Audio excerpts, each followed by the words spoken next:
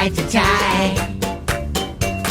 Space taxi to the sky. High to tie. Space taxi to the sky. Come on, Feuersalamander, so high. Mach Beine auseinander. Check it out. Mach Beine wieder zu und raus bist du. Oh. High to tie. Space taxi to the sky. High to tie. Space taxi to the sky. Come on, yeah. Feuersalamander, mach die Beine auseinander. Mach die Beine wieder zu und raus bist du. Oh, hi. High to tie. Oh. Alter, was ein Lied. Was ein Banger, Shorty. Ich habe den Film, also Traumschiff Surprise, und das «Tö» ist so in Klammern, ja. Ja, Das ja. Früher von der DVD, Traumschiff- das steht Raumschiff, Ach, Traumschiff wow. Surprise. Oh mein Gott, ich habe das erst jetzt gecheckt. Krass. Und ich habe den Film- Ich habe den Film früher als Kind immer geschaut. Und irgendwie manchmal am Mittwochnachmittag, wenn ich nichts Besseres zu tun hatte, habe ich den für mich geschaut. Und es hat es gibt mehrere hure geile Szenen in diesem Film, aber dort, wo der Rock, der Taxifahrer... Das ist nicht der Rock. Das ist der... Ja, der Till Schweiger. Der Till Schweiger. Ja, aber der heisst im Film der Rock. Aha, ach so. Und nachher, es gibt so einen richtig geilen Moment, wo er mit dem gelben Taxi, mit dem Raumschiff-Taxi so reinzufahren oder zu fliegen kommt. Und halt alles so Slow-Mo und geiler Rauch. Und nachher tut das Taxi so innerhalb vom Raumschiff so ein 180 machen. Oh, also shit. quasi wie auf dem Parkplatz so umkehren. Und dann geht die Türen auf und der Rock, der Till Schweiger, ist drinnen am Rauchen. Und dann tut er so mit dem Maul macht er so ein Ringli. Und das Ringli fliegt halt aus dem Taxi so raus. Und der Spucki, von der Bulli, der Bulli, Der Bulli Herbig. er hat dann das Ringli so genommen und so rundum gewürfelt. Jetzt mag ich mich erinnern, Und ja. dann, mein Name ist Rock, Kuschel oder Hadro. Ja. Oh, geil. Die Der heisst Szene. sicher nur Rock wegen dem Witz.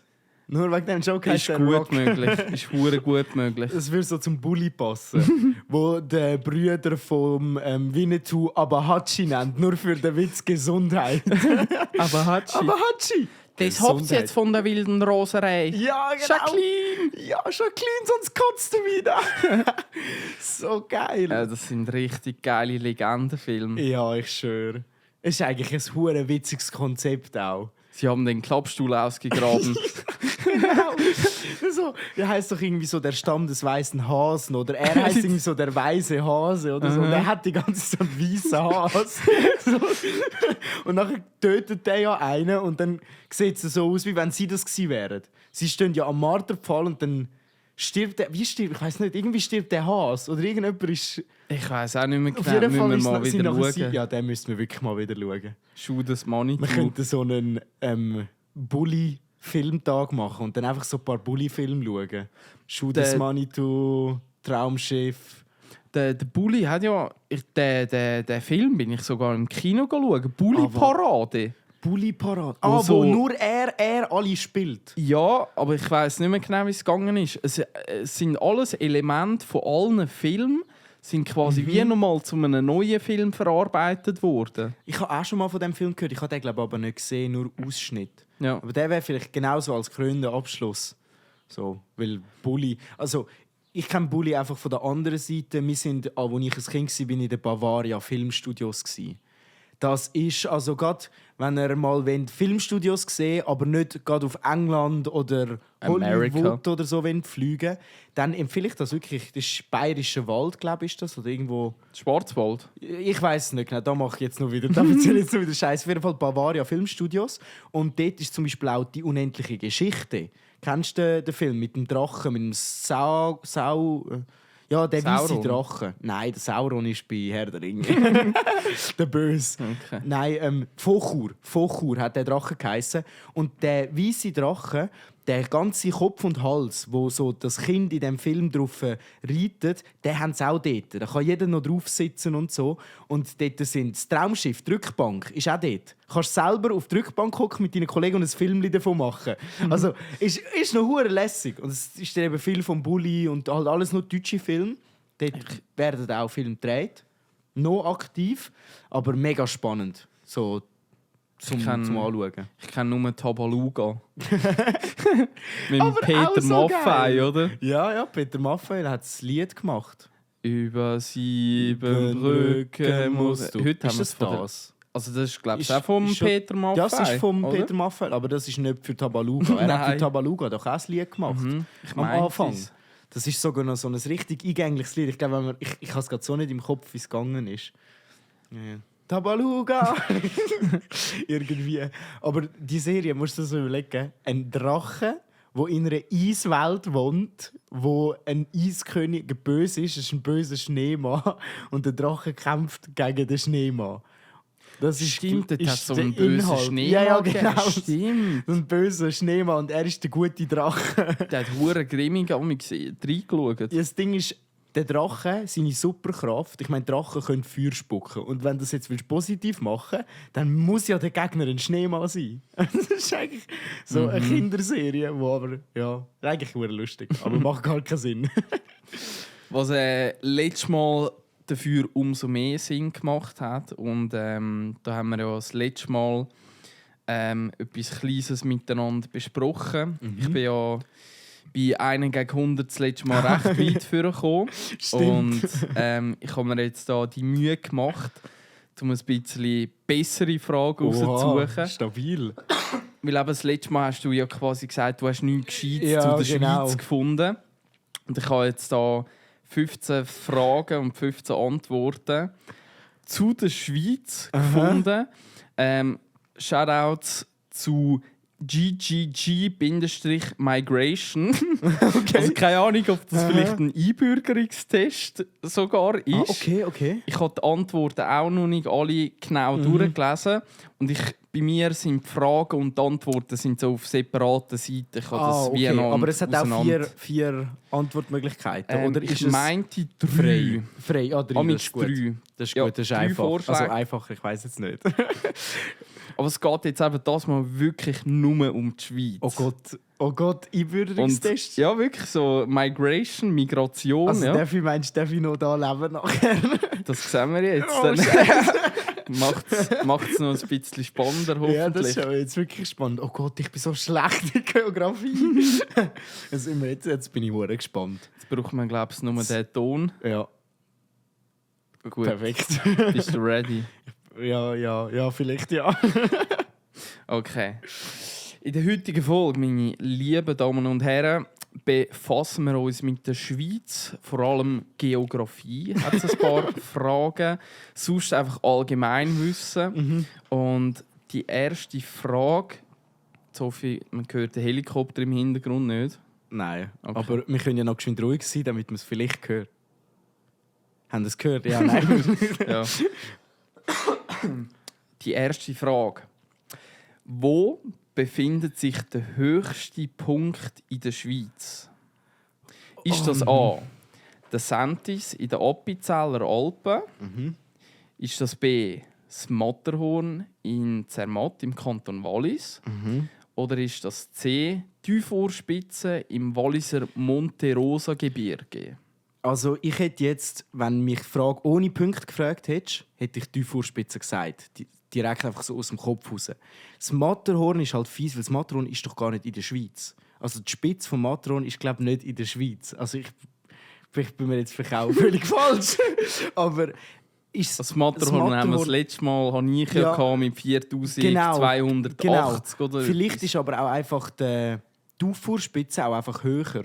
Weil ich habe gemeint, es sei irgendwie 4,8 oder so. Aber Der höchste Punkt der der Schweiz. höchste Punkt der Schweiz. Oh Mann, Alter, die erste Frage. Also eben, den Sentis schliessen wir aus. Den kann ich ausschliessen. So. Bist du schon mal auf dem Sentis gewesen? Nein, aber den schliessen wir jetzt einfach aus. Also, das Matterhorn, ist das höher? Nein, das sieht nur geil aus. Ich glaube, das ist gar nicht höher. Ich nehme Tiefvorspitzen. Ich habe Tiefvorspitzen im Kopf. Ja, Tun wir das mal muss einloggen. einloggen. Ich habe es gewusst von der Swiss Crypto Stamp. Ja. Weil dort sind ja Die verschiedene auch drauf. Berge. Ja, stimmt, ja. Genau. Und damals hat mich die Frage schon mal Wunder Aha. genommen. Darum bin ich selber überrascht gewesen, dass die da rein nochmal auftaucht ist. Und ja, du liegst richtig. Und zwar die Vorspitze mit 4634 Meter. Okay. Genau. Okay. Alter, aber das Matterhorn, zuerst habe ich ganz schwierig mit in der Schweiz. Aber das ist fies wegen Matterhorn. Weil das Matterhorn so fett bekannt ist. Glück gehabt. Ja, Glück gehabt. Wir kommen zu der zweiten Frage, was weniger bekannt ist. Und das grenzt schon eher an eine Schätzfrage. Okay. Und zwar ist die Frage, wie viele Seen gibt es in der Schweiz? Wie viele Seen gibt es in der Schweiz? Sind das A 4500? Sind das B 3500? Oder C 1500? Ach du Scheiße. 4, 5, 3, 5, 1, Weißt 5. du, Inseln hätte ich dir jetzt können sagen, wir haben 4 Inseln in der Schweiz. So. Vielleicht Aber- kommt die Frage ja noch. Ja, das kann sein, weil das ist eine Einbürgerungstestfrage. Mm. Ja, irgendwie Uffenau und Lützelau. Also, das sind ja 2 schon von 4. Jetzt, also es gibt sicher viele Seen in der Schweiz. Es sind alles viel, 1500. Keine Ahnung. Jetzt, es ist 3,5, 4,5 und 1005. Oh Mann. Also 4500 finde ich ein bisschen sehr viel. Die Frage ist, so, ab wann ist etwas ein See? Weißt du, wie gross? Zählt jeder kleine Tümpel oder zählt das nicht? Definition von Seen. Ja, irgendwie erscheint mir das alles, also 4,5 erscheint mir auch ein bisschen sehr viel. Da habe ich das Gefühl, es ist ein bisschen sehr viel. Aber 1500, ich meine, Zürichsee und Obersee ist hure gross, aber das sind erst 2. Ich sag 1500. Ich kann mir nicht vorstellen, dass es so viele Seen sind.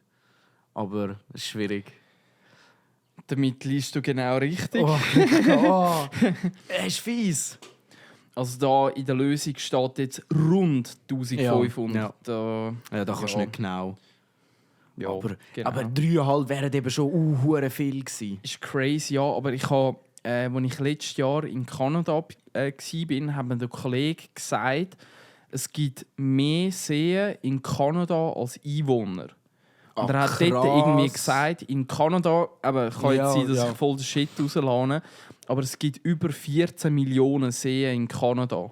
Krass. Also rein hypothetisch, jeder Einwohner hätte Minimum einen See zu gut. Heftig. Also das finde ich krass. Also wenn du das jetzt in Bäumen gesagt hättest, in der Schweiz, ja, fix direkt. Ups, sorry. Aber Seen. Ja, zum Glück war es das Unterste. Hätte auch tricky können sein, so die Hälfte in der Mitte. Weißt du, was schätzt ist immer... Die goldene Mitte. Ja, genau. Ja. Ja, tipptopp. Wir bleiben beim Wasser, wir bleiben bei Gewässern. Oh, jetzt sicher Flüsse. Wir kommen zu den Flüssen. Oh. Was ist der längste Fluss von der Schweiz? Der Ist das A, der Rhein? Ja. Ist das B, die Inn mit 2 N? Oder ist das C, die Rhone? Okay, also warte. Die Inn habe ich jetzt in Kombination mit... Das Ding ist, der Rhein startet halt in der Schweiz, aber er geht ja noch viel weiter, aber halt nicht in der Schweiz. Jetzt ist... Warte, kannst du die Frage nochmal sagen? Also... Der längste Fluss von der Schweiz. Okay, also nicht der längste Abschnitt in der Schweiz. Weißt du, wie ich meine? So. Ich glaube, das ist aber das Gleiche. Wäre es sogar das Gleiche, das kann auch sein. Ich würde... Auf Schweizer Boden. Okay, Also, auf Schweizer Boden. Okay. Strecke Weil in der Schweiz. der Ro oder die mit R, die du gesagt hast, das ist eben, Rhone? der ist eben, glaube ich, auch riesig. Der ist eben auch gross. Die Frage ist jetzt der Rhein. Ich habe das Gefühl, der geht mega schnell auf Deutschland raus. Also nicht mehr so viel in der Schweiz. Andere Seite... Die Inn sagt mir einfach zu wenig. Die Inn sagt mir zu wenig. Die müsste irgendwo im Bündnerland oder irgendetwas sein, wo ich nicht viel bin oder so. Aber ich würde jetzt, mein Bauchgefühl sagt der Rhein. Ich würde einfach den Rhein nehmen, weil der Rhein so gross ist und bekannt und alles. Aber der geht halt viel auf Deutsch. Ja, ich nehme den Rhein. Ja. Oh Gott. Oh nein. Ist die richtige Entscheidung Oh gewesen. mein Gott, Glück gehabt. Shit. Ist der längste Fluss auf Schweizer Boden mit 375 Kilometer. Ah, krass. Genau. Der zweitlängste ist dann die Rhone mit 264 Kilometer. Aha. Und der kleinste Fluss ist die Inn Steht auf dort- Schweizer Boden. Steht dort, wo die Inn ist? Ja, also das weiß ich auch. Das okay. ist quasi in Österreich. Oder zum Beispiel, wenn ich Südtirol runterfahre, dann Ja. dort, Ja. dort ist auch ein Stückchen fahrst an der Inn nachher. Ja. Was jetzt da steht, der Inn, das ist der. Nicht die. Was? Ah, krass. Oha. Nochmal etwas gelernt? Oder vielleicht ist der Gut, das ist vielleicht einfach wegen Migrationstest. Wegen Fluss, weißt du, Der Inn. Meinst du ihn als Vielleicht haben sie es jetzt auch falsch gemacht, weißt ja. du? Entspringt ebenfalls im Kanton Graubünden. Ah. Von da fließt er auf ca. 100 Kilometer durch die Schweiz und mündet in Passau, Deutschland, in die Donau, welche nach der Durchquerung von Österreich ins Schwarze Meer mündet. Da bin ich sogar noch gut mit meinem. Der ist irgendwo dort, wo ich nicht so oft war. Weil eben darum, auch Inn ist nicht bekannt. Also mir. Alright, dann Frage 4. Erst 4. Was ist der grösste Gletscher von der Schweiz? Oh, Aletsch-Gletscher hätte ich jetzt gesagt. Ah, warte, ich darf nicht Ist so das? früh. A. Der Rhone-Gletscher. B. Der Gorner-Gletscher. Oder C. Aletsch-Gletscher. Also, schrumpfen alle. Das steht hier in der Lösung auch. Ja, schrumpfen alle. Jetzt Ja. ist die Frage, welcher hat einen anderen schon überholt? Also der von der Roh-Ding, das wird wahrscheinlich sogar der sein, wo ja nachher der Fluss entspringt, den wir vorher hatten. Könnte ich mir jetzt vorstellen. Also so rein von der Namensähnlichkeit. Darum muss der ja auch recht gross sein, weil sonst könnte nicht so ein grosser Fluss daraus entspringen, wenn die Kombination richtig ist. Aber anders wüsste ich es nicht. Es ist halt wieder, bis jetzt haben wir mein Bauchgefühl sehr gut weitergebracht. Darum würde ich wieder den Aletsch-Gletscher nehmen. Einfach weil mir der bekannt ist, etwas sagt. Aber gross werden alle sein. Der andere sagt mir einfach nichts. Es könnte jetzt auch sein, dass der grösste ist und ich das nie gelernt habe. Aber ich würde jetzt sagen Aletsch-Gletscher. So. Bis jetzt hat dieses Bauchgefühl richtig gelegen. Yeah. Und auch das mal. Glück gehabt. Ist der Aletsch-Gletscher. Genau. Ja, und da steht jetzt noch, haben die Gletscher in der Schweiz über 10% von ihrem Eisvolumen verloren in den letzten 5 Jahren. Krass. Ja. Ja. Es ist jetzt noch spannend, weil ich bin mal auf einem Gletscher, also immer ein bisschen Skifahren. Und das ist der ist in Saas-Fee, also in Wallis. Und ich meine, wenn du auf dem Gletscher stehst, der ist riesig, gigantisch. Der ist jetzt ja nicht mal da drin vorgekommen, aber so rein von den Bildern wirkt es eben, wenn ich den Aletsch-Gletscher kenne ich einfach von Bildern, wie er dort zurückgeht. Der wirkt nie so gross, wie wenn du auf einem Ding draufstehst. Darum ist es noch eine verwirrende Frage. Also, Gletscher.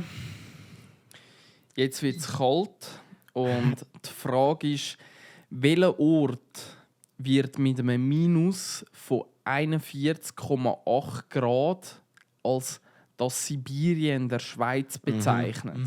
Oh. Ist das A. Vallée de la Brevine im Jura? Ist das in Chur? Ist das in Graubünden Chur? Oder ist das Zermatt im Wallis? Puh, shit. Also, Sibirien der Schweiz. Sibirien der Schweiz. Das Ding ist, Graubünden ist schon kalt, aber irgendwie gefühlt nicht so kalt. Weiß ich nicht. Ah, Mann, oh mein Gott, der ist sehr schwer. Also warte, wir haben entweder, weil so rein von der Geografie Gut, nein, vor allem von der Geografie kommt es nicht drauf an.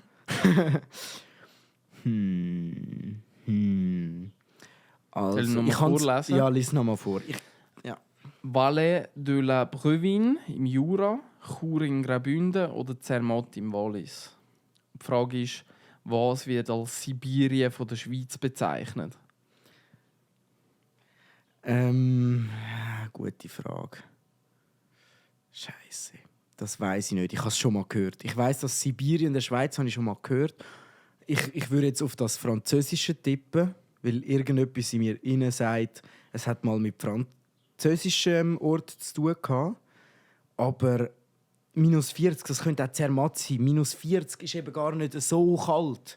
Also, Es ist schon sackekalt. es ist sackekalt, aber ich weiss noch, wir haben auf dem Gletscher in Saas-Fee haben wir auch im Winter hat es bald mal schnell mal -20, in der Nacht -30 gehabt. Ich war aber auch auf 3500 Meter oben gewesen. Und im Wallis sind die Berge einfach höher oder im Jura unten. Also im Jura oben, wenn.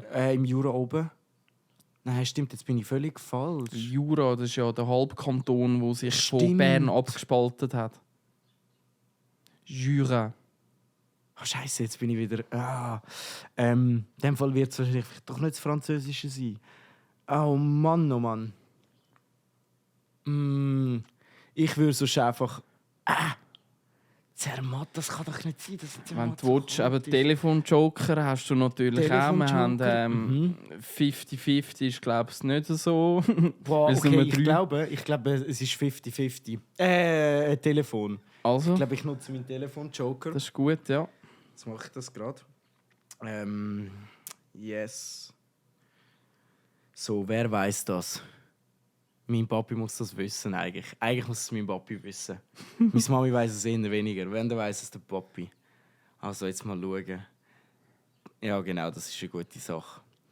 Ja, schauen wir mal. Hoffen wir, er nimmt ab.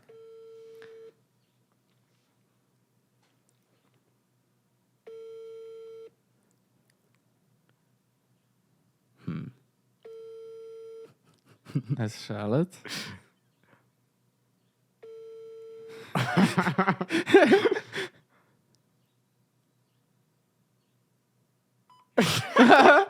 Alles klar, da ist die Familie, die man sie mal braucht. Meine Schwester weiß es nicht.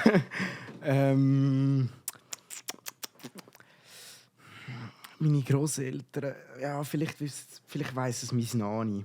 Ich rufe mal meinem Nani an. So. Der zweite Telefonjoker. Ja, sagen wir es.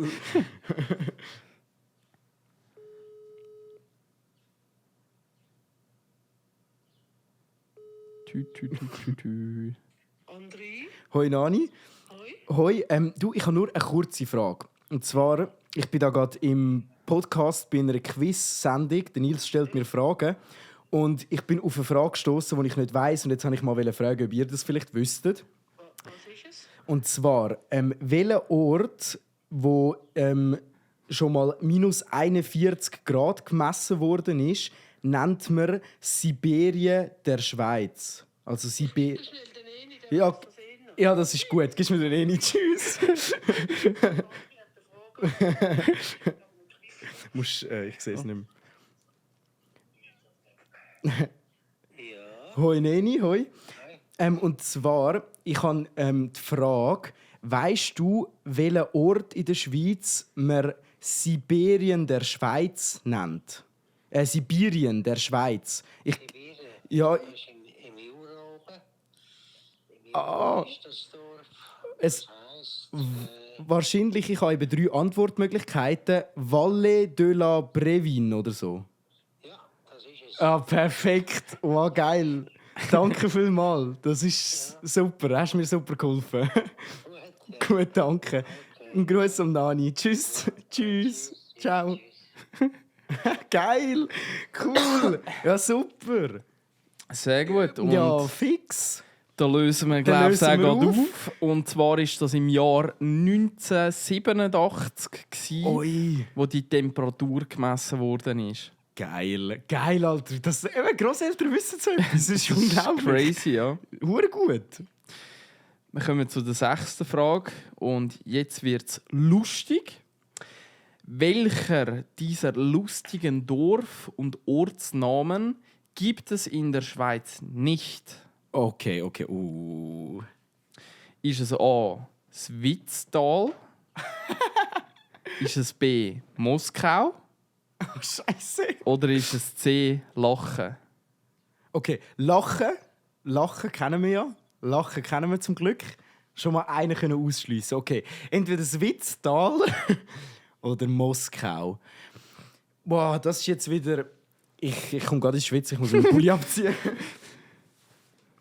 Das ist eine schwierige Frage. Aber irgendetwas in mir innen wieder hat... Also Witztal. Witztal, das Ding ist, Witz kann auch anders, also etwas anderes heißen wie Witz. So, das ist also gar nicht so abwägig.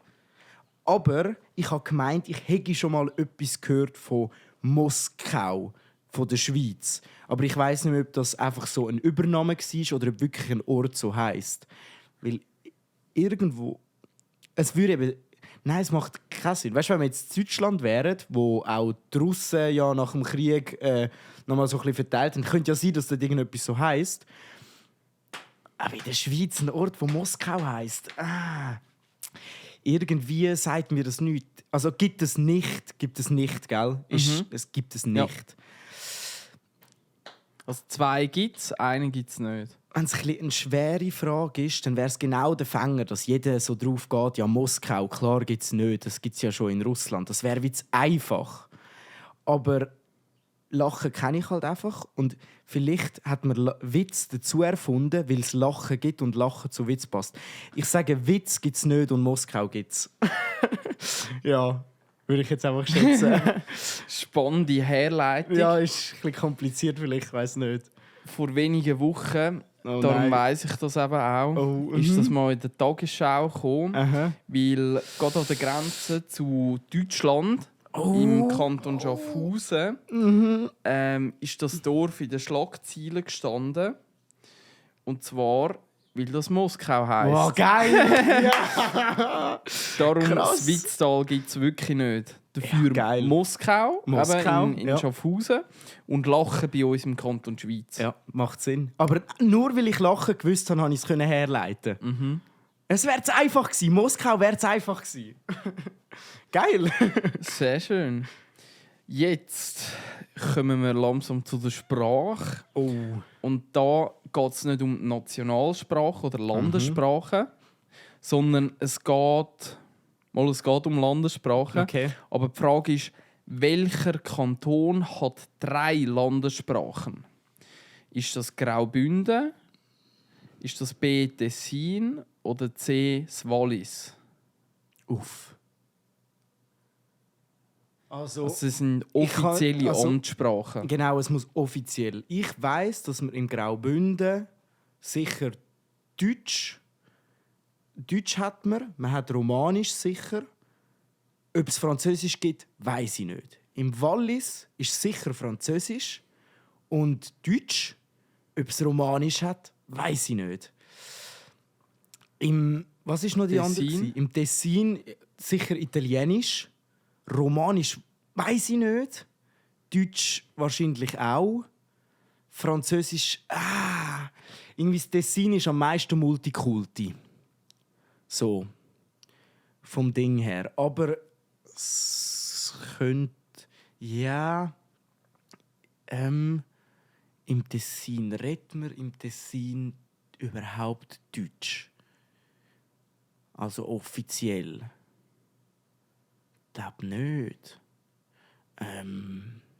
Also es geht nicht nur ums Reden, sondern es geht wirklich um die Amtssprache. Okay, also was. Ja. Wenn du einen Brief heimbekommst, in welcher Sprache kannst du ihn bekommen? So nach dem Motto. Puh, also wenn ich keine Antwortmöglichkeiten bekommen hätte, hätte ich aus dem Buch aus der Graubünden gesagt. Weil im Graubünden halt romanisch, also irgendwie gefühlt alles ein bisschen ist. Und ich weiss von meiner Ex-Freundin, dass sie in der Schule Italienisch oder Französisch hatten und gar nicht Englisch. Und rein vom Ding her, ich sage Graubünden. Ich würde den Graubünden nehmen. Ja, weil das andere ist mir zu unsicher. Ja. Stabil. Das ist richtig ja, gut. Stabil. Hey, was man alles herleiten kann. Ja, Hey, das ist unglaublich. wirklich, das ist selber erstaunt. Und vor allem, das habe ich auch nicht gewusst, im Kanton Tessin ist die offizielle Amtssprache nur Italienisch. Also Ja. Deutsch steht unten einfach gar nicht erlaubt. Ja, das war eben gerade der Knackpunkt auch vorher bei mir. Darum nicht. Sonst hätte ich das Tessin genommen. Aber Und im Wallis ist es Deutsch und Französisch. ja. Ja. Ja, Sehr schön. selber überrascht. Bis jetzt Also schlägst eigentlich du könnten wir verdammt jetzt gut, aufhören. ja. Jetzt habe ich hure gut. Nein. Jetzt bin ich gespannt, ob, Ja. ob die Frage weisst. Welches ist das höchste Gebäude der Schweiz? Ist das der Messeturm in Basel, der Prime Tower in Zürich oder der Rostturm in Basel?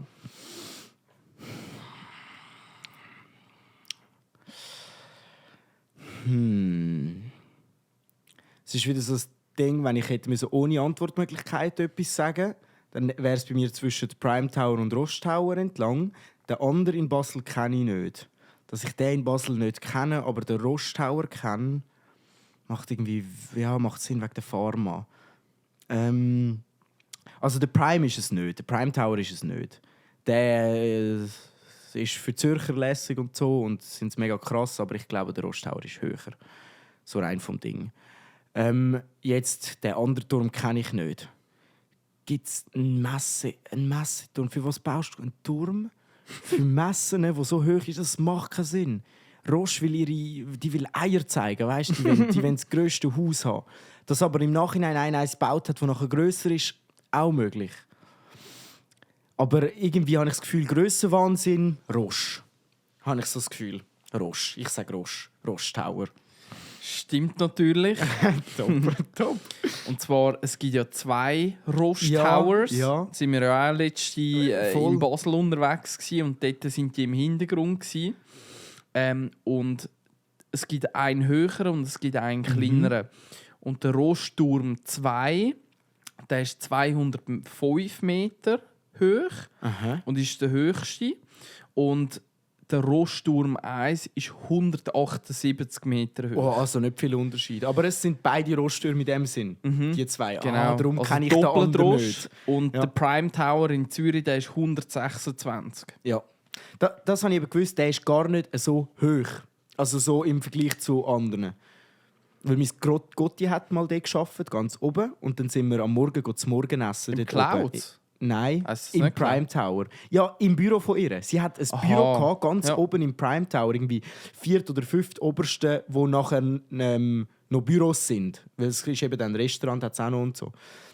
Und dort sind wir zum Morgenessen an ihrem Bürotisch. Und darum weiss ich dass der hoch ist, aber nicht so hoch. Ja. Edel. Lustig. Ich kann mich da als Gott auch mal einladen. Schafft, glaube ich, nicht mehr dort. Eben. Ah, okay. Ja. Jetzt spannende Frage. Oh. Was wird am häufigsten ins Ausland exportiert? Oh. Von der Schweiz ins Ausland. Oh. Ist das A. Käse, ein bisschen stinken muss es? Ist es B. Kaffee? Oder C. Schoki? Käse, Kaffee, Schoki. Also Käse wünschte es wäre so, aber ich glaube, die Menschen aussen dran von der Schweiz wollen nicht unbedingt Schweizer Käse. Für das machen zu viele Länder einfach auch guten Käse. Für das unser Exportschlager wäre. Schoki macht mehr Sinn, da sind wir eher bekannt für. Aber was ist das dritte? Jetzt habe ich schon wieder- Kaffee. Aber der Kaffee macht so keinen Sinn in dieser Liste, dass es eben könnte sein. Weil Kaffeebohnen musst du ja eigentlich in den Tropen, also Kaffeebohnen, Kaffee wächst ja an einem Baum und das sind so Bohnen, sind so grosse Hülsenfrüchte, die du dann so aufbrichst. So Weißt du das von Minecraft? mitunter, ja, und von Seven vs. Wild halt. Ja. Der Joris ist mittlerweile auch noch mal dort hingegangen und hat erst gerade so einen Kakao-Frucht gefunden, hat die aufgemacht. Darum weiss ich jetzt gerade auch genau, wie sie aussehen. Ist für mich aber etwas, wieso sollten wir Kaffee produzieren, wo man mega günstig, billig im Ausland bekommt, was viel besser ist. Also Jockey macht für mich am meisten Sinn. Ich würde Jockey sagen. Ja, es ist zwar auch fast schon zu einfach, aber ich würde Jockey sagen. Ja. Nein! Was ist es? Ist es Kaffee? Ist es der Kaffee? Es gibt ja den wunderbar hochgelobten internationalen Konzern namens Nestlé. Oh, und Emmy und... Nein, aber... wir bleiben bei Nestlé. Ja, voll. Und Nestlé, der macht einen sehr gut aussehenden lieben Herr, George Clooney Werbung für Nespresso. What else? Scheiße. Und Kaffee wird...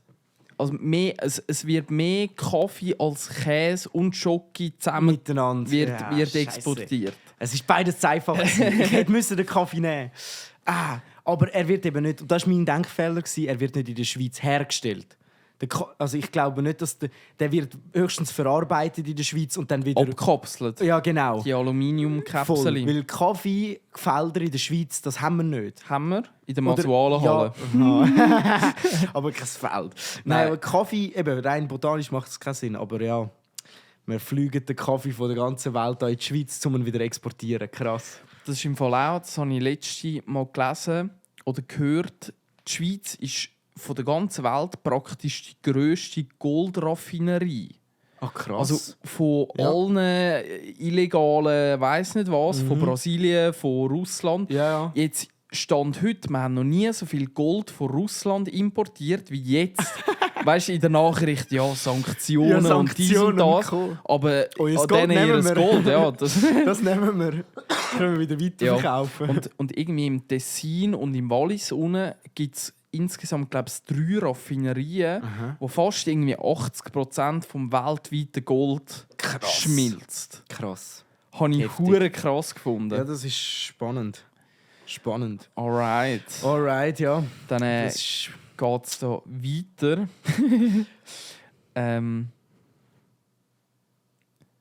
Okay, jetzt kommen wir zu den Namen. Oh, jetzt wird es spannend. Jetzt geht es um Persönlichkeiten. Aber das Produkt kennst du sicher. Und die Frage lautet: Wer hat die bekannten Freitag-Taschen aus Lastwagenplanen und Sicherheitsgurten hergestellt? Fuck that shit, ich habe so eine Tasche. Ich habe so eine. North Face. Der North Face. Warte, das muss ich geschwind überlegen. Doch, der North Face. Soll ich mal die Antwort vorschlagen? vorschlagen? Nein, ist Also genau ist nicht das- mal drin. Markus und Daniel Freitag. Aha, oh, scheiße, okay. Martin Ottmar Winterhalter. Oder Alfred Newcarsall. Irgendwie so etwas. Jetzt läutet mein Papi zurück. Wir können Ja, ich schon muss schnell. Ja. Hoi, Papi. Hoi. Ja, ich habe vorher eine Frage gehabt zu dir im Podcast. Du bist jetzt auch gerade im Podcast. Also, wenn du etwas sagen willst, kannst du es jetzt sagen. Ja, ist gleich. Ich hatte einen Anruf-Joker in einer Quizfrage und du bist mein Telefon-Joker, der aber halt nicht abgenommen hat. Aber ja, ich habe dann eine Antwort bekommen vom Dani Neni. Die haben es auch gewusst, also tipptopp. Voll. Ja, voll. Aber ja, danke für den Rückruf. Tschüss, ciao. So. Sehr gut. Der Soll ich es nochmal vorlesen? Ja, der letzte vor allem. Die anderen zwei... Alfred Newcarsall. Okay, keiner heisst North Face zum Nachnamen. Oder der North Face heisst das, glaube ich. Warte jetzt mal. Oh man, ich weiß es gar nicht. Also ich meinte, die North Face, das ist eine eigene Marke. Das ist eine Marke, ja. Das ist eine Marke, die Winterjacken und so macht. Aber ich habe gemeint, ich habe eben so eine Tasche aus LKW-Blachen und die ist, glaube ich, von North Face. Das heisst aber nicht, dass die ersten waren, die das irgendwie gemacht haben. Daniel und... Boah, ich weiß nicht, ich müsste einen Publikumsjoker oder so brauchen. Ich habe gar keine Ahnung. Ich habe wirklich die Namen alle noch nie gehört. Also dann bin ich schnell der Ja, das Publikumsjoker. finde ich gut. Ja. Und wir tun den Alfred Newcarsall, den schicken wir raus. Der Okay. ist keine Möglichkeit. Okay. Dann Das ist wäre noch- der gewesen, den ich genommen hätte. Das ist Dann gut. ist Markus und Daniel Freitag oder Martin Ottmar Winterhalter. Ja, es ist halt jetzt wieder Freitag. Ja klar, es heisst Freitagstasche. Ja, aber wieso ist das dann eine Frage? Fragt man das? Vorher war es auch nicht Jockey. Es war der Kaffee gewesen. Aber jetzt ist es... Ach komm, ich gehe aufs Offensichtliche. Die Daniel und dann Freitag. Stimmt auch. Ja, und super. es waren 2 Grafikdesigner gewesen, und die haben 1993 haben sie die Firma gegründet. Was ich aber auch noch spannend finde, der Alfred Newcastle irgendetwas hat den Sparschäler erfunden. Ah, da der... Und- ja. Ja, zum Rüebli schälen oder zum Gummeli schälen, ja. Und der Martin Ottmar Winterhalter ist der Gründungsvater vom Reissverschluss. What the fuck, Also es Alter. hat anscheinend alle mal gegeben. Alle mal etwas erfunden, wo man kennt, aber keinen Namen von denen jemals gehört. Alright. Die Ja. 11. Frage. Bis jetzt immer noch hure sackstark. Und bei mir hättest du den Einbürgerungstest schon mal bestanden. Das ist schön. Glück gehabt. Welche Erfindung kommt nicht aus der Schweiz? Ist das A. Schnell gürpsen. Klettverschluss? Ist das B. LSD? Oder C. Das Auto? Also ist jetzt lustig. Ich weiss, dass LSD aus der Schweiz kommt. Das weiss ich. Das Auto habe ich ja gemeint, das müsste ja irgendwo... Warte, das müsste ja eigentlich Deutschland gewesen sein. Ist nicht... Ah nein, Mercedes war ja nicht der erste gewesen. Das ist nur... Oder ist das... Warte jetzt... Also das Auto... Also LSD sicher, das ist aus der Schweiz. So coole Drogen können nur die Schweizer erfinden. Aber... Nein, natürlich sind Drogen schlecht. Ja, der Klettverschluss. Mann, wie was? Klettverschluss? Ist doch gleich von wo das Klettverschluss. Braucht ein Schweizer einen Klettverschluss? Wieso Klettverschluss? Ja, kann sein. Jeder auf der Welt könnte einen Klettverschluss. Nein, der Afrikaner nicht. Ja, doch auch der Afrikaner könnte. Ja. Klettverschluss. Der vom Reissverschluss war ja vorher so ein englischer Name. Vielleicht waren es ja Homies. Hey Bro, machst du Reissverschluss? Ich mach Klettverschluss. Ja, Mann. Dann machen wir zusammen Mafia und machen Cash. Ich schwöre. Dann gibt es Produkt nur mit dem oder mit dem und sonst nichts anderes. Alle anderen Verschlüsse tun wir ausrotten. Haben es geschafft. Nur noch die Schnürsenkel haben es geschafft. Ja, Sind wirklich, ja. weitergekommen.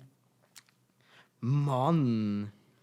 Also eben LSD ist... Ich habe gemeint... Aber das Auto in der Schweiz macht irgendwie auch keinen Sinn. Du hast ja nicht so Distanz, ein bisschen geskutscht. Ich sage, das Auto ist nicht in der Schweiz. Das Auto ist nicht in der Schweiz und die anderen 2 Sachen schon. Ist hure spannend, weil das habe ich mal im Galileo habe ich genau das mal gesehen. Und zwar der Klettverschluss ist mit einem Hund erfunden worden. Mit einem Hund? Weil der Hundebesitzer ist mit dem Hund so Gassi gegangen und an dem sind so Kletten, also Kletten, ja, genau. Kletten Genau. hängen geblieben. Ja. Und die haben ja vorne dran so Widerhöckli, Höckli, genau. ja. Und dann nachher so In Fälle Fell, ja. und mit Kletten und dann... Das kennt man, glaube ich. Wenn du schon mal draußen gespielt hast, dann hast du das auch schon an der Jacke gehabt. Ich habe vor allem in der Schweiz draussen gespielt und darum ist auch der Klettverschluss in der Schweiz erfunden Da worden. hätte man drauf kommen. Die Kletter, die kenne ich sogar auch. Ja? Heftig. Voll. Und dann ist wirklich Mercedes oder halt... Ich weiß nicht genau. Ist Oder der Daimler. Ferdinand Porsche. Weil der Ist der ich der mein, Erste gewesen? Ich bin nicht sicher, wer wirklich so Also, hochoffizielles Ich Automotiv... weiss nur, der erste Autounfall ist bei der ersten Autofahrt passiert.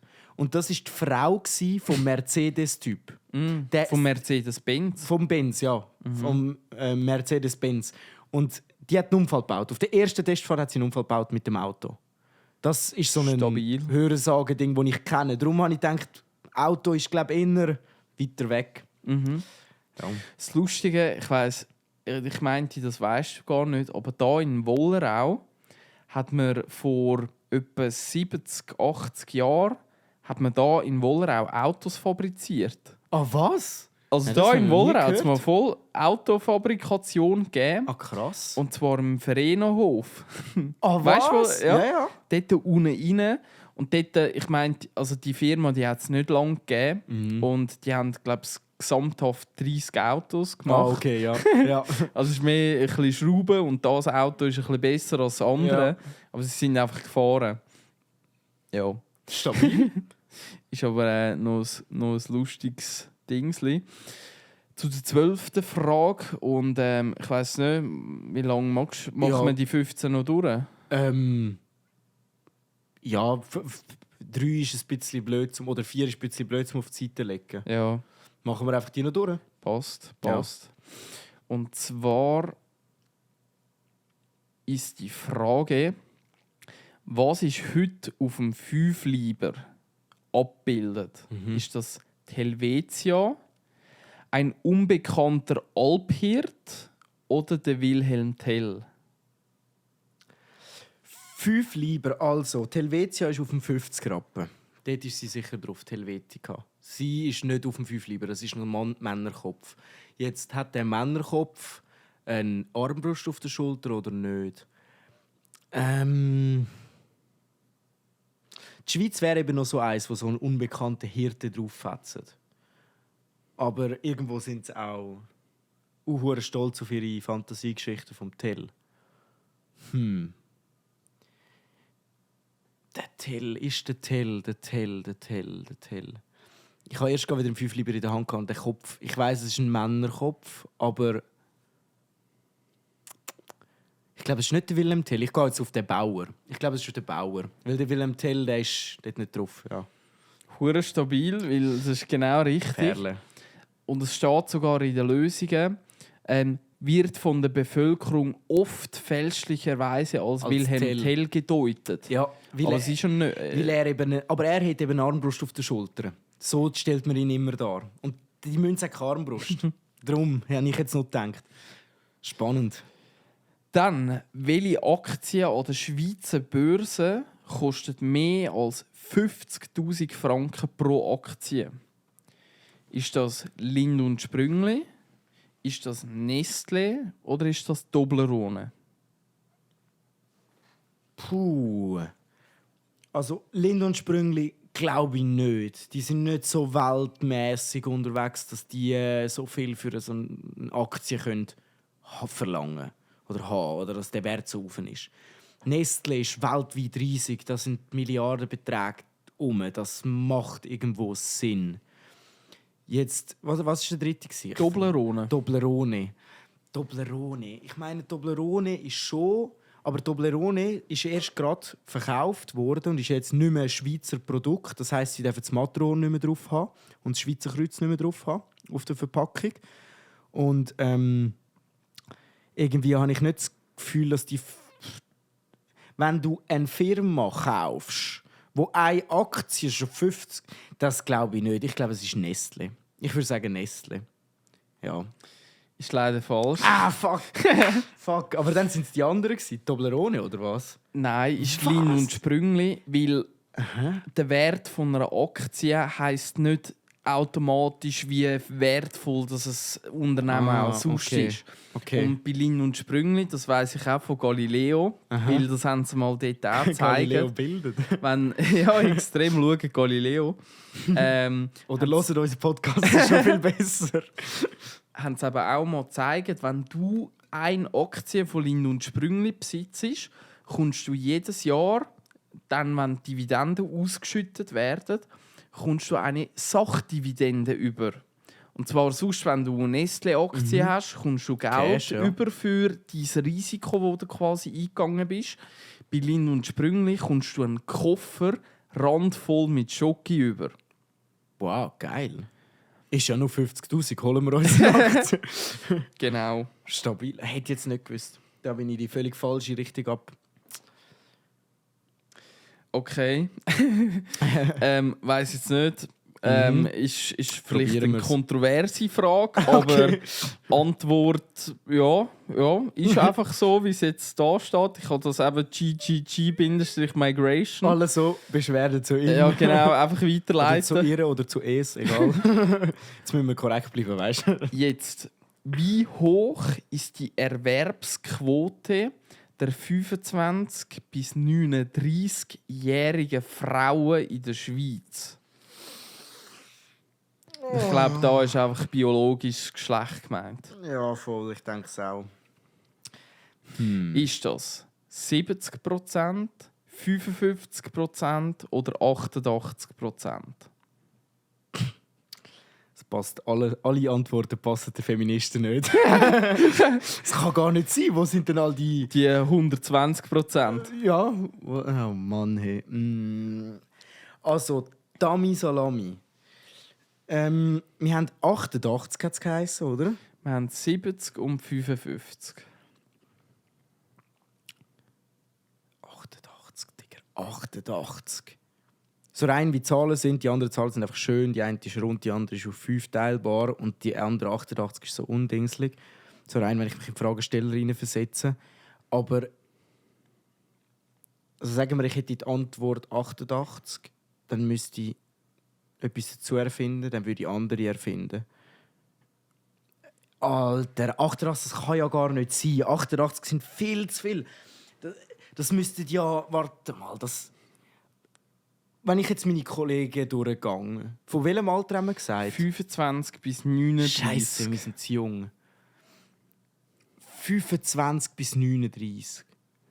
Also dann, wenn alle so ein bisschen Mami sind. Ja, schon. 25 bis 39. Also 55 ist ja schon hure viel. Eigentlich. Aber dann ist es komisch, wieso macht man nachher noch 70 und 88? Dann wäre es so viel zu einfach zum Lösen. Wenn das jemand annähernd weiss. Also irgendwie habe ich das Gefühl, es müsste 70 sein, weil es irgendwie in der Mitte ist und eins ist mir zu wenig, das andere ist mir zu viel. Wobei 55 könnte auch sein. Ich fahre mit... Nein, 70 ist hure viel. Ich sage 55. 55. Vielleicht habe ich mich jetzt einfach schlimm besser. Aber ich sage 55. Also Ich glaube an unsere Frauen. Also alle Beschwerden, die jetzt von den Frauen kommen, direkt an andere weiterleiten. Weil 55 ist mit Abstand am allerweitesten weg. Oh, Scheiße! Und die Erwerbsquote der 25- bis 39-jährigen Frauen liegt aktuell bei 88%. 1991, also noch vor 30 Jahren, lag sie noch bei 72%. Ja, aber das passt ja gar nicht in die Meinung rein von all diesen Leuten. Ja? Das passt ja gar nicht. Das würde mir sagen, die Frauen wollen immer weniger normal arbeiten. Oder machen es? Nein, sie machen es. Also es gehen immer mehr gehen normal arbeiten, ja. Warte. 88% der Frauen... Sind erwerbstätig. Ach Scheiße, ich habe die Frage verkehrt verstanden. Ich habe gemeint, sie sind nicht erwerbstätig. Schade. Scheiße. Aber ich Darum habe finde ich trotzdem... gedacht, 55 ist schon hure viel. Ja. Aber ja. Gut, aber 88. Also 12% der Frauen Dann in diesem macht- Alter dann macht's schon Sinn. sind einfach Mami Dann wahrscheinlich, entwickelt sich Hausfrau. schon in die Richtung, dass Frauen mehr auch normal arbeiten gehen. Also alles richtig. Ja, also ich habe nichts gesagt. Ja, siehst du, man kann auch mal etwas falsch verstehen.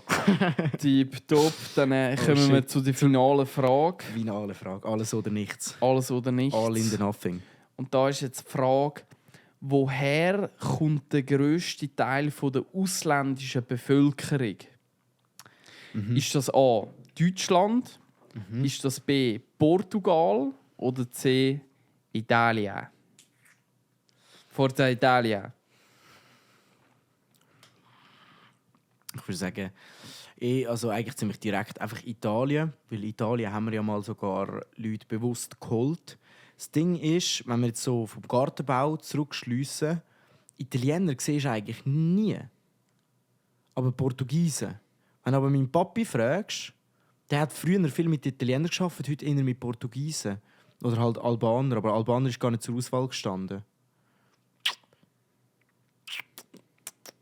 Wir haben in der Schule, was haben wir gehabt? Haben wir Italiener gehabt, mehr oder Portugiesen? Portugiesen.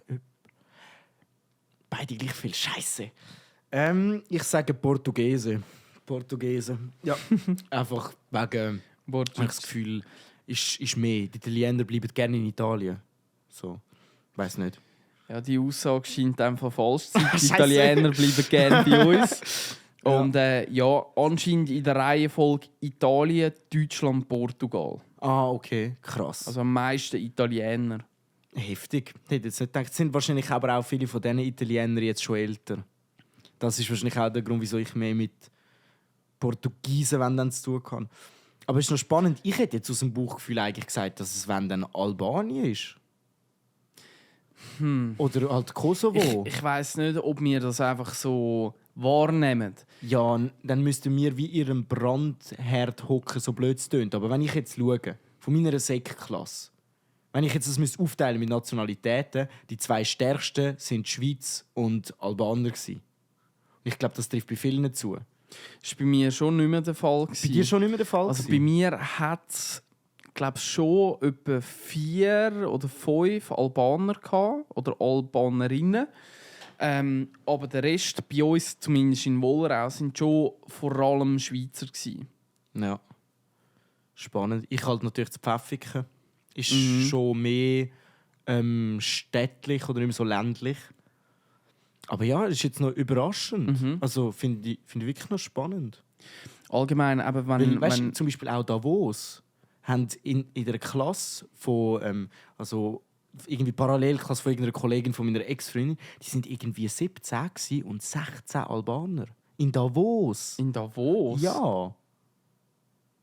In Davos? Ja, das habe ich Shit. auch reingefakt. Krass. Vielleicht haben sie mir auch einen Scheiß erzählt, aber ich habe das denen auch einfach geglaubt. Also es ist natürlich nur Hörensagen. Ich bin nicht da, wo sie in die Schule, aber ich habe eben gefunden, ja, wir haben bei uns so eine viel mehr. Und dann haben sie gesagt, nein, ist nicht so. Schau mal eine Kollegin an und die so, vielleicht hat es auch. Ja. Aber krass. Ich weiss nicht, ob das einfach unsere subjektive Wahrnehmung ein bisschen ist, weil die Italiener, die zu uns gekommen sind, da erzählen auch meine Grosseltern noch recht häufig, wo einfach die Saisonniers für einen Strassenbau oder so die Infrastrukturgeschichten, hast einfach ein Dorf Italiener in die Schweiz geholt und die haben dann dort ihre Arbeit verrichtet. Wenn sie wieder fertig waren, sind sie wieder gegangen. Und die Arbeiter haben einfach gut ausgesehen, die sind schön braun gebrannt und so gewesen. Und haben die Frau einfach mit ihrem italienischen Flair irgendwie schöne Augen können machen. Und so haben die sich eigentlich über halt jetzt 3, 4, 5 Generationen schon hure gut können integrieren. Ich glaube, vielleicht ist auch das Feeling, oder vielleicht bin ich da auch falsch, aber ich habe das Gefühl, wenn ich jetzt denke an die Leute, Kollegen, die ich habe mit italienischen Wurzeln, spätestens, also bei den meisten war mindestens ein älterer Teil Schweizer gewesen. Und wenn ich bei den albanischen denke, dann ist es oft auch so, dass beide albanische Wurzeln haben. Vielleicht schon in der Schweiz aufgewachsen oder einfach die Wurzeln so zurück. Vielleicht ist auch das ein bisschen der Knackpunkt. Gut, eben die Italiener sind auch länger schon da. Kann man das so sagen? Ja, Doch. Aber das ist ja Jugoslawien ist das früher gewesen, mit dem Jugoslawienkrieg. Genau. Und das ist genau in der Zeit, wo unsere Eltern in die Schule gegangen sind. Ja. Wo dann ganz viele Leute, viele Kinder in die Schweiz geflüchtet sind und die sind dann da einfach normal in die Schule geschickt worden. Nur nicht so Spezialklasse für ukrainische, ich weiss nicht was. Die sind normal geschickt worden. Und der eine, das haben wir auch mal der Papi erzählt, der hat Nani hat der geheissen. Der Nani. Der Nani. Und der ist von Kroatien, ist der, glaube ich. Und der tiptop integriert und alles picobello. Aber einfach der zeitliche Abstand, der ist noch wie zu kurz, als dass die Integration so vollendet. Ja, ist ein schwieriges geht ja Thema. immer mehrere Generationen, würde ich behaupten. So, vom Vermischen her. Ja. Weil eben, ja, also wie willst also es muss ja dann auch darum, habe ich das Gefühl, oder ist es eben bei den Italienern, wo du gesagt hast, wo dann den Schweizerinnen schöne Augen gemacht haben, so, ist es naheliegend, dass die sich schneller integriert haben in dem Moment, weil sie halt eben schon ein Teil in der Schweiz inne war eigentlich. Ja.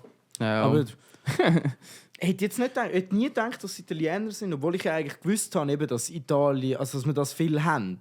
So. Ja, die subjektive Wahrnehmung. Voll. Lustig. Krass. Heftige Frage gewesen. Aber du hast dich auch gut geschlagen, wirklich. Okay, ich war selber überrascht gewesen, dass die... Migrationstest oder Integrationstest hättest du sicher bestanden. Yes. Vielleicht knapp. Ja. Schweizer Pass. Ja, Schweizer Pass. Bam. Zack. Nein, den habe ich bekommen, angeboren. Den haben sie mir müssen geben.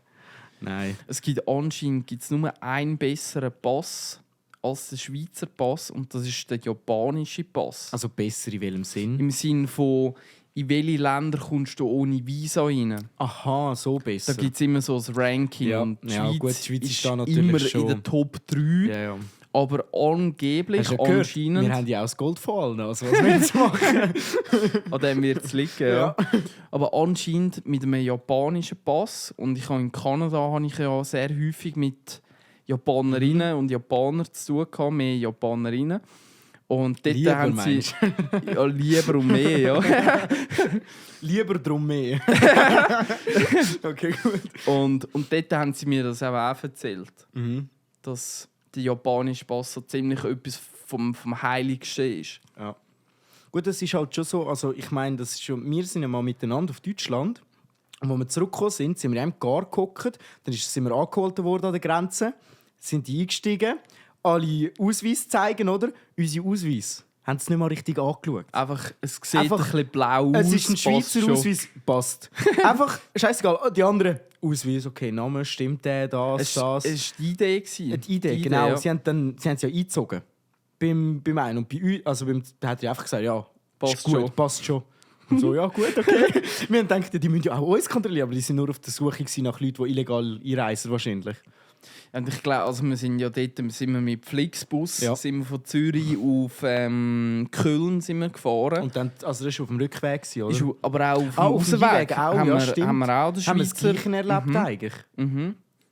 Ja, ich glaube, sogar beim Rausgehen haben sie uns nicht eingesammelt. Beim Ja, Zurückkommen beides. haben sie eingesammelt, glaube ich. Ja, kann auch sein, Ja, dass ich beides weiss mal es ist auch schon nicht nicht so so recht, ja. Ja. Aber das ist schon krass. Einfach, wenn eine Idee, eine Schweizer Idee und einen Schweizer Pass hast, dann bist du einfach irgendwie Und- besser. Und wahrscheinlich, das haben wir jetzt natürlich nicht gemerkt, aber wahrscheinlich auch, weil wir auch nach Schweizer aussehen. Ich denke jetzt, also ich will jetzt der Polizei oder dem Zoll nicht Rassismus unterstellen, aber ich mache es jetzt trotzdem. Ist ja, wenn du und das ist auch okay, weil du suchst nach illegalen Einwanderern. Also, Ist ihr Job. ist ja auch logisch, dass du dann eher den kontrollierst, der ausländisch aussieht, wie der aussieht wie der Vollschweizer. Macht ja Sinn, weil du suchst ja genau nach dem anderen. Aber da gibt es eine Grenze irgendwo. Wenn es dann anfängt mit, das passiert in der Schweiz, das gibt es. Also ich habe auch Kollegen, die schon öfter die kontrolliert worden sind. Ich noch nie kontrolliert worden, einfach so, nur aus Gründen. Und dann kann schon gut sein, dass das an der Hautfarbe liegt. Oder am Aussehen einfach halt. Ja, das ist halt ein riesiges Ding rum. Also, das geht von Polizist zu Polizist wieder anders. Dann hast du wieder jemanden, der das ganz anders sieht, der da ganz anders drin ist. Kann ich gerade, wenn ich denke, dass Leute aus unserer Generation jetzt Polizisten werden. Ein Kollege von mir, der hat jetzt die Polizeischule angefangen. Und ich glaube auch, dass dort die Mentalität schon andere ist. Also gegenüber eben nur schon das, ist jetzt gleich, ob das ein Schweizer ist oder ein Albaner oder ein Italiener. Es können alle drei genauso Dreck am Stecken haben, ob jetzt der oder das. Und von dem her ändert sich das, glaube ich, nur schon durch den Generationswechsel auch ein bisschen. Weil die alteingesessenen Polizisten, die haben jahrelange Erfahrung. Und wenn man halt, und das ist das Fiese bei dieser Frage, wenn man ja die Statistiken anschaut, dann ist es keine falsche Aussage, ich kontrolliere den Ausländer mehr. Weil, wenn es zum Beispiel um Gewalttaten geht gegenüber Frauen, zum Häusliche Beispiel Gewalt. häusliche Gewalt, wenn man das halt anschaut, dann ist es nun mal einfach so, dass es viel weniger bei Vollschweizer passiert. Also Eben, jetzt wirklich, wenn man nur die Zahlen anschaut. nur wenn man die Zahlen anschaut. Ja. Nicht, dass jemand, der nicht Schweizer ist, eher das machen würde. Nein, sondern einfach halt einen anderen Umgang in Kultur allgemein mit Erziehung. Ich meine, bei uns in der Schweiz als Lehrer, wenn du ein Kind haust, kannst du den Job an den Nagel schmieren. Und das ist noch nicht lange so. Das war bei uns auch anders gewesen. Und jetzt bilden wir uns mega etwas darauf ein, dass wir so ungewalttätig sind. Ja, weißt du, wie ich meine? Also, meine Grossmami hat eine in der Klasse gehabt, die ein Auge verloren hat, weil ihm der Lehrer den Schlüssel ins Auge gerührt hat. So, bis ruhig, busch, Schlüssel ins Gesicht, bam, Auge weg, ja. Also, weißt du, wie ich meine? Dass da redest von, ja, die Kultur ist viel lieber oder nicht, das stimmt nicht. Es ist einfach etwas anderes. Und in der momentanen Situation fahren wir in die Blümchen-Schiene und andere eher noch weniger. Also, keine Ahnung, es ist schwer auch. Ja, aber Blümchen-Schiene, das trifft es, glaube ich, gut. Ja, das ist ein schöner Ausdruck. Gar nicht, dass unser Weg irgendwie der richtige oder das finde ich falsch. Einfach der Weg von den Leuten, die das so machen. Ob das der richtige ist, das muss jeder für sich selber entscheiden. Und keine Ahnung, also ich weiss, ich habe von meiner Mami einmal einen Schuh in den Arsch gefangen und ich habe es Gottverdammt verdient. Also wirklich, ich habe es einfach verdient. Ich bin 15, ich habe irgendeinen dummen Scheissdreck geredet und nicht ernst genommen. Und das hat mich einfach wieder auf den Boden geholt. Das hat aber auch nichts, eben, darum, es ist nicht alles gut, nicht alles schlecht, was mit so etwas zu tun hat. Das ist einfach andere Länder, andere Sitten. Ja, Sitte und Moral. Da haben wir sogar in der Pflege gelernt, dass das der Unterschied ist von Ländern zu anderen oder von wenn ich, und das ist ja das Spannende, wenn ich im Altersheim ob ich jetzt ein Christ oder ein Muslim oder ein Hinduist pflege, das macht einen Unterschied. Ich gehe anders zu diesen Leuten. Nicht, weil ich sie diskriminiere oder sage, du bist so, also behandle ich dich so, du so. Nein, weil ich auf die Leute eingehe. Und das ist dann halt wieder das Ding, weil plötzlich ist Eingehen dann plötzlich Rassismus. Ja, das ist kulturelle Aneignung. Genau. Und das ist ja auch schlecht. Genau. Also wenn ich dann meine Bewohnerin auf Arabisch begrüße oder irgendetwas, weil sie darfst von du dem nicht. kommt. Nein, weil ich bin ein Schweizer. Und das ist Rassismus.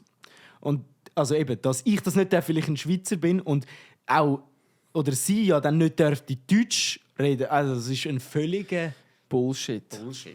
Kann man leider wirklich nicht anders sagen. Kann man wirklich nicht anders sagen. Aber es hat sich auch geleitet. Also da redet jetzt auch nicht mehr zum Glück so viel.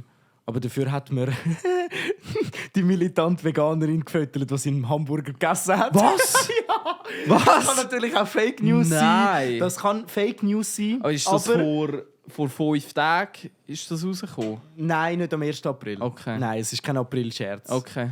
Kein April-Scherz. Aber so dämlich schätze ich sie jetzt auch nicht ein. Vielleicht hat sie sich einfach bekannt machen, weil sie muss ja jetzt ihre OnlyFans pushen.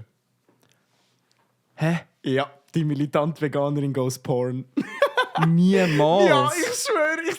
Nein. Ja, sie hat einen OnlyFans aufgemacht und hat einen neuen Insta-Account, der heisst «Die wilde Veganerin». Warte. Ach du Scheiße. Ja, ich bin fast übergegangen. Also macht sie das, wo sonst auch alle auf OnlyFans? Ja. Scheiße. Der Monty hat so schön gesagt, die wilde Pornodarstellerin. Ach du Die Kacke. wilde... warte. Aber verkauft sie dort nicht einfach ihres Fleisch?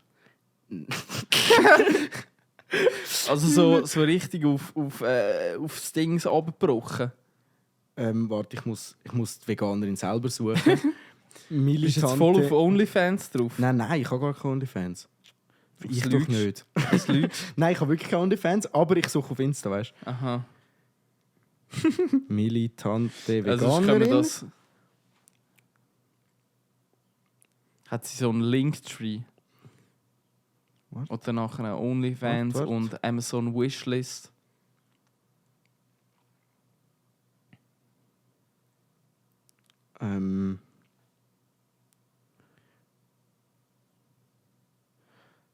Alter, sie hat das postet, das da. Exposed. Und hat sie geschrieben, war wohl doch kein Aprilscherz, oder? Dieter Bohlen, wolltest du mich nicht streicheln kommen? Bussi, deine Veganerin. Schreibt sie Die drunter. meint es ernst, hä? Und dann hat sie die wilde Veganerin markiert. Schaut euch das einfach selber an. Ach du Heil. Hey, aber jetzt an dich, der jetzt zulässt, das ist kein Shit. Sie meint es ernst. Die macht... ja, das ist richtig... Also, mit gutem Gewissen können sagen, das Scheisse. sind keine Fake News. Und selbst wenn sie jetzt das wieder ablöscht, weißt, und dann sagt, ja, es war nur eine Verarschung, das das ist glaube ich alles ihr auf nicht mehr. Reddit. Das glaube ich ihr nicht mehr. Ja, und Ja, das und Zeug, das das wird schon. gescreenshottet Aber ich und meine, alles. auch wenn sie jetzt noch zurückrudern und nachher so tut, wie es wäre nur ein Joke gewesen, weil es ist nämlich nicht gut angekommen. Ja, und wie ich gesagt habe, sie hat so einen Linktree Ja, und jetzt da ja, genau. OnlyFans, was Ja. hat sie sonst noch? Best Friends, MYM-Fans, PayPal möglich, Telegram-Gruppe und da irgendwie die Wahrheit. Das Ding ist, wenn du jetzt mal Scheiße. überlegst, wir haben ja auch schon mal gesagt, glaube ich, im Podcast, das ist eine Geschäftsfrau. Und das Ding ist, die hat eigentlich, was Medien hat sie durchgespielt. Sie hat ein Thema genommen, wo sie genau weiss, das regt alle Menschen auf, hat das so militant durchgezogen, dass sie allen auf den Sack gegangen ist. Und jetzt ist es eigentlich der perfekte Moment, um einen OnlyFans zu machen. Das ist wirklich so, Das, ja. also rein marketingtechnisch ist das ein richtiger... es hat einen YouTuberin geheißen, der das auch gemacht hat. Die hat so lange YouTuber gesammelt, also Follower gesammelt, da hat sie gesagt, wenn 2 Millionen knacken, hau in Porno raus. Hat sie 2 Millionen knackt, hat sie in Porno rausgehauen. Scheiße, das Ja. müssen wir auch mal machen. Und hä? die ist Millionärin geworden mit dem, weil halt die so blöd gesagt den Markt aufgeilt hat auf sich. Und das hat ja jetzt eine militante Veganerin im Gegenteil wie gemacht. Sie hat die Leute hässig gemacht. Und jetzt macht sie geil. Jetzt tut sie blöd gesagt, nur, dass ich dir das gezeigt habe, der Kanal ist per Pflicht wird der von Hunderten, Tausenden gesehen, weil sie weiss, jeder will sie fallen sehen. Und dort es ist perfekt. Also rein marketingtechnisch, die Frau ist intelligent. Das ist krass, ja. Aber rein, ich sage jetzt mal von ihrem, wie sagt man das, ihre Ehre oder ja, so ganz ein bisschen ihr Ansehen wird sie schon... Menschenwürde. Ja, Menschenwürde, das kann man ich weiß jetzt nicht, ob das die Menschenwürde verliert sie wegen dem nicht. So. Also, aber mehr halt einfach, sie weiss, dass sie ihr öffentliches Gesicht verliert durch das. Das ist ihr sicher bewusst. Und wir sind all die Blöden. Wenn sie sagt, wie das ja auch andere machen, mir ist egal, was die Leute von mir denken, Hauptsache ich werde rich, dann geht sie keinen falschen Weg. Also eben, der Weg an sich finde ich auch scheiße, aber rein aus ihrer Perspektive Profit machen, so schnell wie möglich Fame bekommen, ohne sich an jemanden Grossem aufzuziehen, hat sie perfekt gemacht. Ja, Hat sie gut gemacht. Applaus. Wirklich. Ja, hat sie gut gemacht. Krass. Und jetzt ein OnlyFans, unglaublich. Holy shit. Unglaublich. Hätte ich wirklich nicht gedacht. Hätte ich auch nicht gedacht. Shit. Ja. Das heisst, wie viele Abos, Subs müssen wir sammeln, bis wir irgend so einen Scheissdreck machen? 10'000.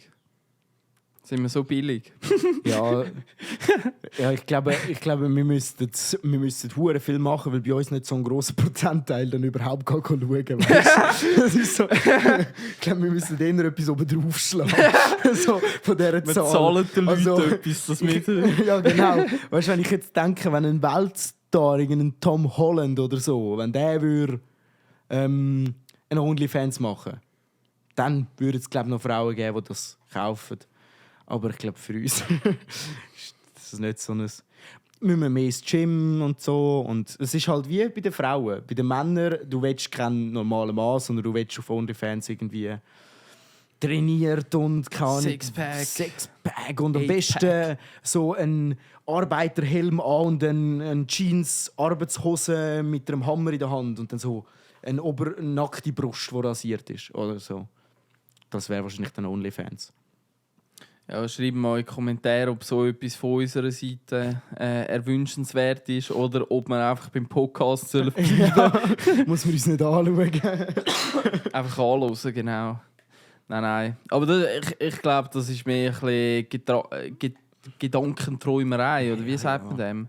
Also ich weiß gar Gedankenspielerei? Gedankenspiel eher, weil Traum Ja. ist es nicht. Nein, Traum So, ist nein. das Ziel Es schon ist gar auch nicht. kein Ziel, nein. Nein. Also selbst allgemein, wenn du denkst, nur schon mit einem Podcast zum Beispiel oder so, wenn dein Ziel ist, mit dem Geld verdienen, dann musst du es eben so machen wie eine militante Veganerin und ein bisschen drauf schiessen, weil wenn du einfach nur normal bist, normal ein bisschen deine Meinung sagst, dann interessiert das auch keinen. Also halt...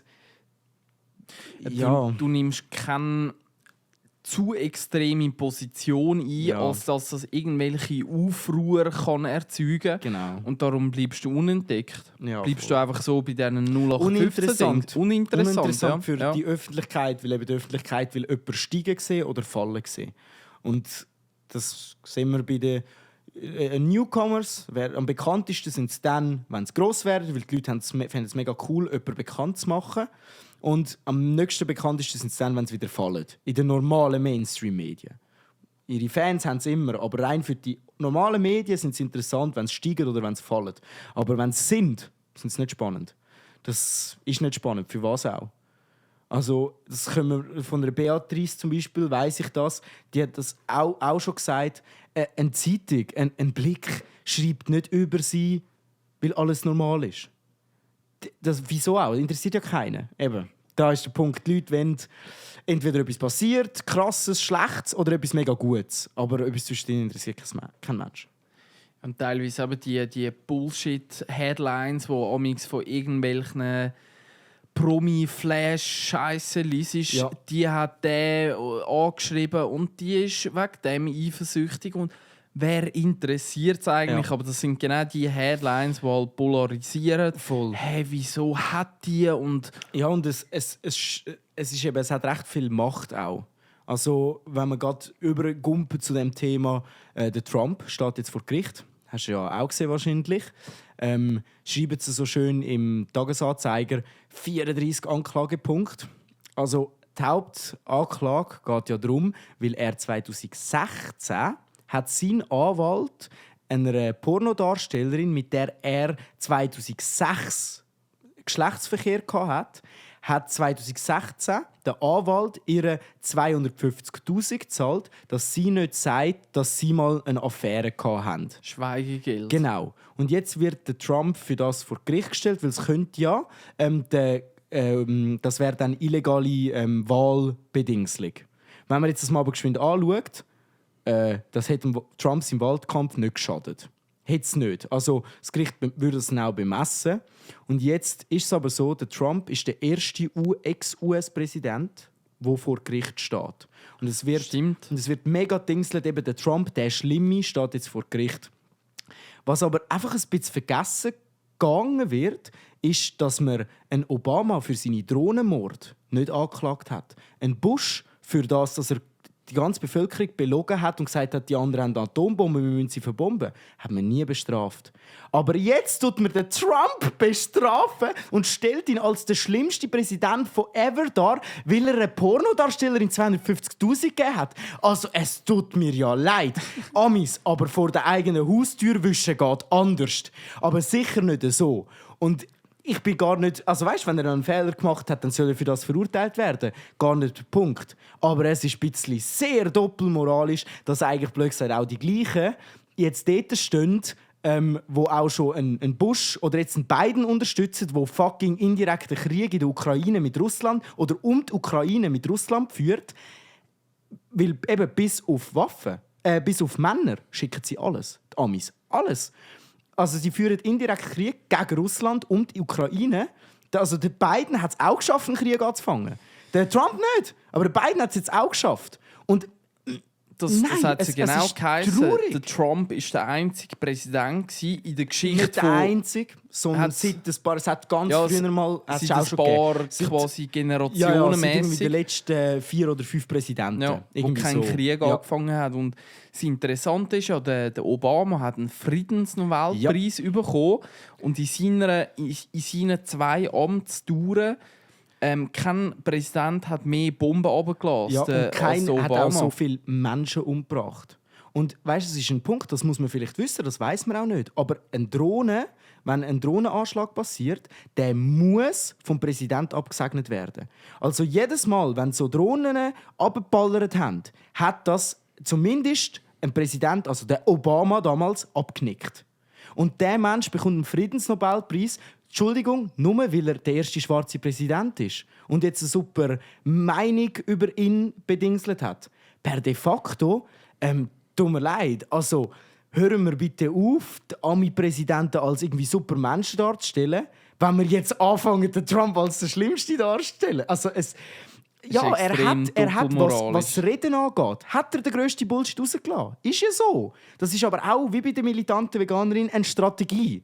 Und jetzt aber, ja, also es ist einfach ein bisschen, ich finde es ein bisschen komisch, so in der Zeitung gelesen, erster Präsident steht vor Gericht, wieso dann? Oh, er hat eine Prostituierte bestochen. Ja, bravo. Ja, super! Wow, und ich habe gedacht, jetzt Amis merken es, wow, okay, cool, sie gehen mal gegen ihre Kriegsverbrechen vor, einen Scheissdreck gehen sie gegen die vor.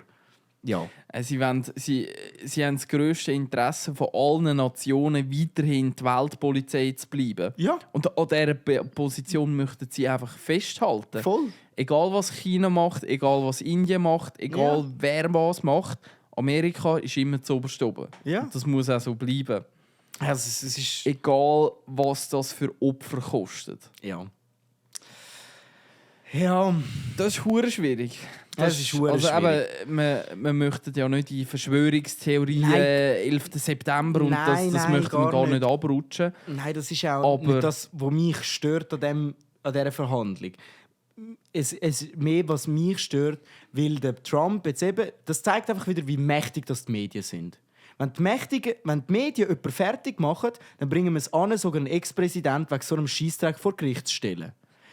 Ein Biden, der einen Sohn hat, wo ein fucking Laptop vom Elon Musk gedingselt worden ist, wo die Regierungsdaten in irgendwelche falschen Hände worden dann zurückgekauft worden sind vom FBI und das zurückgehalten worden ist vom FBI bei Twitter, damit der Wahlkampf von Biden nicht dingselt. Und jetzt wird der Trump vor das Scheissgericht gestellt, weil er eine Prostituierte gesagt hat, dass sie das nicht sagen darf. Entschuldigung, wo ist die Manipulation grösser?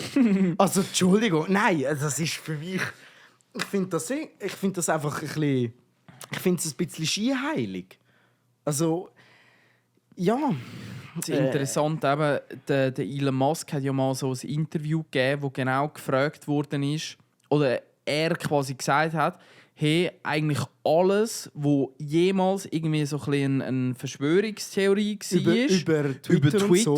Ja. Eben, dass da CIA, FBI gewisse Sachen zurückheben, Leute canceln, Nachrichten manipulieren. Ja. Das ist alles bestätigt Er hat es worden. bestätigt, er hat ein Dokument veröffentlicht. Er hat die Leute sogar entlassen. Das Ding ist, es hat halt wirklich einen Elon Musk gebraucht, einen riesen Milliardär, der Bock hat, anderen auch als Bein zu schiffen. Und es tut mir leid, da kann jetzt jeder sagen, der Elon Musk erzählt Scheiße. Weißt du was? Nein, ich glaube ihm das. Und ich glaube auch die Dokumente, weil es ist jetzt auch einfach mal einer, der auch kommt und sagt, fickt euch, ist nicht so gewesen. Tönt nicht so scheinheilig. Und das ist ja auch das Ding, wie die Medien, die müssen ja, also jede Regierung will die Medien kontrollieren. Jede. Medien sind Macht. Medien du kannst sind die Macht. Massen lenken. Und seit dem Zweiten Weltkrieg, wo der Hitler alle aufgestachelt hat über die Medien, der hat ja geschaut, dass alle Fernsehs bei sich die haben und Zeug und Sachen, um seine Propaganda weiterzugeben. Und jetzt tun wir so, dass die Welt von Amerika mit Internet, Gerät, Google, all dem, dass das überflutet wird. Ja, nein, die missbrauchen das nicht. Das war nur der böse Hitler damals. Und das sind die bösen Russen und das sind die bösen Chinesen. Aber die guten Amerikaner machen das nicht. Es sind alle gleich Scheiße. #Freedom. Es machen alle. Also weißt du, weil nur durch das, dass sie alle machen, gibt es so ein mehr oder weniger Gleichgewicht. Schon wie bei der Atombombe. Das ist ja ein bisschen das. Wenn jetzt einfach die Amis sagen, ja, wir finden die Atombombe scheiße, also tun wir alle unsere weg. Ja, was passiert dann? Dann ist einfach China mächtig. Fertig. So einfach ist das. Ja, Und so einfach ist die Perversion. Ja, eigentlich.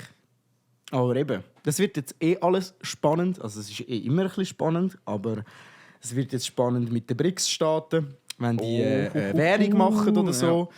Dann kommen die Amis auch noch mal mehr in den Druck hinein, ins Problem. Ja. Okay. Private Nummer. Ja, der muss warten. Der muss warten. Ich habe ja auch schon einen Anruf, den ich nachher zurückrufen muss. Also nicht Aber Papi, sondern noch einen anderen, den ich Oha. Auch privat. Den ich nachher abgemacht habe. Ja, voll. Also ich sehe wirklich keine Nummer. Es steht einfach so. Ja, dann ist es ausgeschaltet. Ja, aber dann um die Uhrzeit muss man sicher niemand anonym anrufen. Also bitteschön. Ja. Nein. Am Abend um 10 Uhr. Nein, es ist nicht Abend um 10 Uhr. Aber ich glaube, apropos warten, es wird wieder Zeit, um eine Woche warten auf die nächste Folge. Das nächste Gelaber. Genau. Hoffentlich habt ihr ein bisschen Spass gehabt über das Quiz und über die international-politische, geopolitische Situationserklärungs militante Veganerin OnlyFans-Session. Das ist eigentlich das Wichtigste der ganzen Folge. Ja. Oh, der Anwalt. Oh, ja, du musst ich abnehmen. Also, hey, schönen bis ab, Abend, bis nächste Woche. Ciao, ciao. Die Zeit vergeht.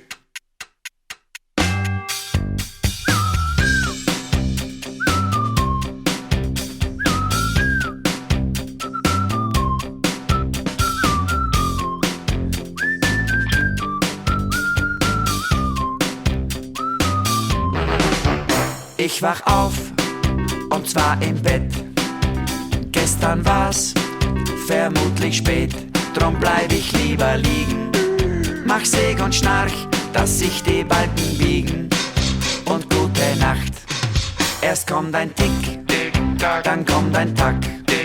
Aus Hand wird Faust, holt aus zum Schlag. Schon saust die Faust hernieder auf meinen Wecker. Ich glaub, der läuft nie wieder. Die Zeit vergeht. Doch ich bin müde, ich will schlafen. Pünktlich sind im Grunde nur die Braven. Ich bleib im Bett, bleib hier und philosophier. Und zwar lang genug die Zeit vorüber, ständig schade mir, wer lieber hier als bald. Ich hör nur, immer zu nur, in einer Tour nur. Und das rund um die Uhr. Was ich mich frag, täglich war zuerst das oder das. Da, Die Zeit vergeht. Ja, die Zeit. ich eil ins Bad, mach den Spagat. Die Seife war's, auf die ich trat. Der Tag ist nicht der meine. Und außerdem ist's 9:15. Zurück ins Bett. Wie ich da so lieg und mir mein Gehirn verbieg. Wie das ist so mit der Zeit, hör ich wieder Kuckuck schreit. Schon wieder ist es Nachmittag, mich trifft der Schlag. Lang genug die Zeit vorüber, ständig schade mir, wer lieber hier als bald. Ich hör nur, immer zu nur, in einer Tour nur.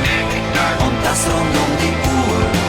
Was ich mich frag, täglich war zuerst das oder das. Da